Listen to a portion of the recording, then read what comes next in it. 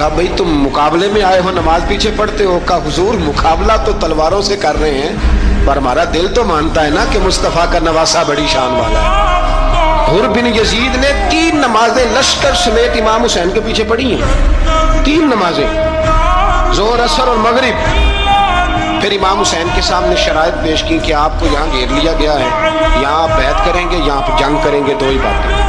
امام حسین نے فرمایا نہیں بھائی بیعت تو میں نہیں کرتا، اس کے علاوہ تم جو کہتے ہو میں کرنے کو تیار ہوں۔ اس نے خط لکھا، عبید اللہ ابن زیاد کو ایک بندہ دوڑایا پیچھے کوفے، چند میل پہ کوفہ تھا، کہا وہ نہیں مان رہے، کیا کرنا؟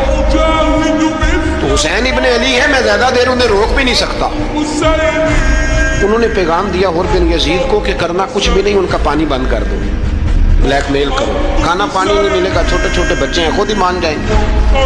حضرت امام علی مقام کے بارے میں حر کے بعد جب یہ پیغام آیا تو حر کہنے لگا میری طبیعت نہیں مانتی حسین پر پانی بند کروں، دل نہیں مانتا۔ جب یہ لفظ کہے نا دوبارہ تو پھر عبید اللہ ابن زیاد نے عمر بن سعد کو 10,000 آدمی دے کے بھیجا، کہا حر بن یزید لچک دکھا رہا ہے حسین کے آنکھ میں۔ ایک رے کا علاقہ تھا، بڑی وہاں فصل ہوتی تھی، لوگ کوشش کرتے تھے وہاں کا گورنر بننے کی، کوشش کرتے تھے۔ تو عبید اللہ ابن زیاد کہنے لگا تمہیں رے کی گورنری ملے گی، سب سے سرسبز و شاداب علاقہ، تمہیں وہاں کا گورنر بنایا جائے گا اگر حسین کے خلاف لڑو گے۔